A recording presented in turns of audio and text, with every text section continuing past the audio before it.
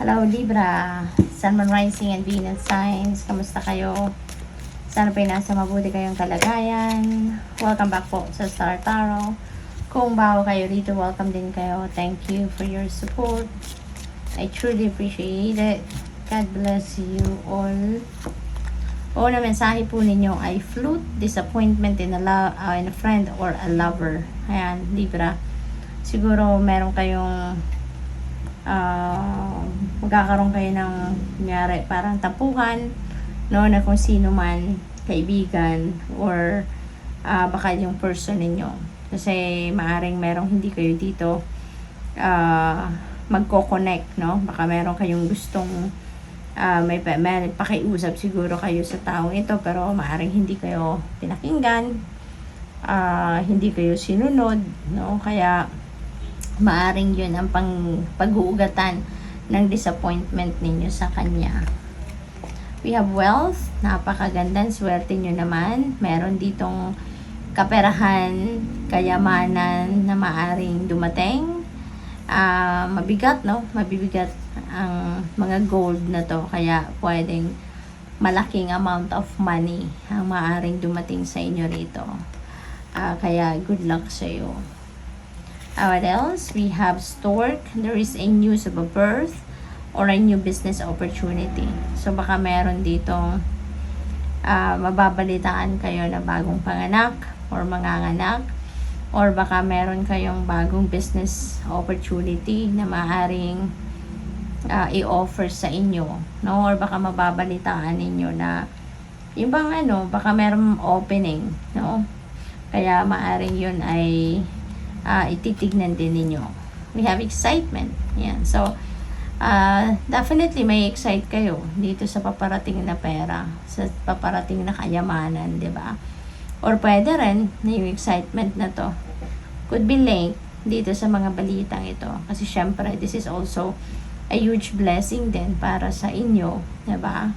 Or, baka may okasyon, no? Baka may okasyon na kayo dadaluhan, you will be celebrating an accomplishment or achievement of someone, or kung ano man okasyon, baka may birthday, meron din successes sila na isa-celebrate with you. Pwedeng ganon din, kaya sobrang excitement din. Good news, yan, meron magandang balita na paparating din sa inyo, Libra. So this is really, really beautiful. Kung ano man ito, this could be related to this, no? Itong mga biyayang ito na paparating sa inyo, maaaring ito din, link dito yung mga balitang ito, yung good news na ito. Or pwedeng yung mga good news na to, baka ito yung mga hinihintay ninyo, mga updates ng ina-applyan ninyo, whether that is trabaho, or mga papeles, pag-abroad, o ano, no? Maaaring yan ang mababalitaan ninyo.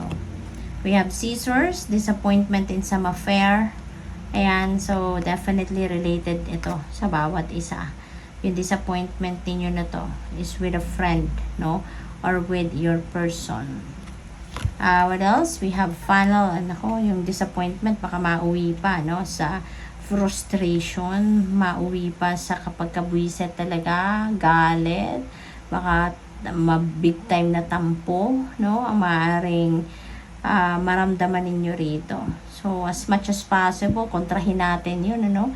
Kasi meron tayong magagandang energies dito, at maaaring yan ay masabotage ninyo because of these disappointments and frustrations, no? Negative energy yan, makukontra niyan yung mga positive energy na yan. So, pwedeng yung disappointment and frustrations na to, diba, makontra niya ang pagpasok ng magagandang biyayang ito, diba? Kaya as much as possible, i-transmute natin yung mga low vibe na ito into something positive para ma-attract natin yung mga swerteng ito, ma-attract natin yung mga magagandang sitwasyon na ito, no?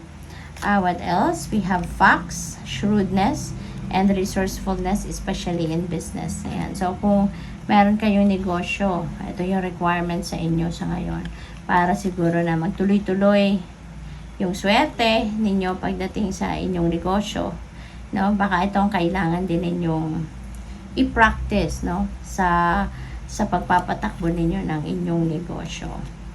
Position of authority, baka kayo ito, baka nandoon na kayo sa position of authority, baka kayo din ay magpo-promote kung wala pa doon, ang iba sa inyo, baka kayo ay may promotion at kayo may lalagay na sa position of authority, malalagay na kayo sa position na magkakaroon na kayo ng baka managerial position, yung ganon, or baka meron kayong mga meetings, no? May mga transaction siguro kayo nagagawan with a person of authority.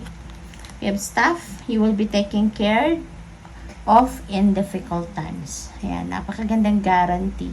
Ito para sa inyo, nanggagaling sa universe, nanggagaling sa inyong spirit team, na babantayan ka nila, alagaan ka, you will be taken care of dito, no? Kaya, you have nothing to worry about. You have nothing to fear, kasi yung universe and the rest of your spirit team will be there to help you, to assist you, no? Lalo-lalo na sa mga pagkakataong mahirap, no? Sa mga sitwasyong mahihirapan ka. We have grapes, time to go out and have fun. Okay? Yung excitement na yan could be linked to this. So, hindi lang dapat na puro trabaho, puro pamilya, responsibilidad, obligasyon. Dapat ninyong pagtuunan ng pansin, kailangan nyo din ng balanse, okay? Kaya sa ngayon, maaaring may pagkakataon or mayroon kayong opportunity dito na to go out and have fun, then go for it, okay? Dahil kailangan nyo din naman na huminga. Time to act. Ayan. So, kung meron kayong mga plano, may mga ideas kayo na magandang i-roll out na sa ngayon, wag na kayong magpatumpik-tumpik pa. Wag na kayong magdalawang isip. Mag-take action na kayo. Gawin nyo na kung ano nararapat ninyong gawin para mangyari na, no? Kung ano man ang mga gusto ninyong mangyari. We have archway. There are new opportunities and possibilities and path opening up. So definitely, this is biyayang paparating sa inyo. Iba't ibang oportunidad and posibilidad, a new path opening up for you in various areas of life. Now, this is new beginning. Oh wow, well, there's family wishes come true. So, yung excitement na yan could be linked dito, no? Sa wishes na magka-come to fruition. May mga wishes kayo para sa pamilya ninyo or wishes ninyo or wishes ng buo ninyong pamilya, no? Ang maaaring dadating dito. Maaaring ma-experience na ninyo sa ngayon. We have angel, spiritual guidance and protection from harm. Ayan. So, diba dito, meron ding promise sa inyong Panginoon that you will be taken care of in difficult times. Dito rin, ano? Sa pagsasara ng inyong reading for today, nare-remind kayo na there is a spiritual guidance. No? You are spiritually guided and you are protected from any harm. Kaya, continue on lang. Kung ano man ang mga balak ninyo gawin nyo na, mag-take action na kayo, wala kayong dapat na itatakot kasi you are taken care of. Good luck sa'yo. Thank you for watching. Love and light. Namaste.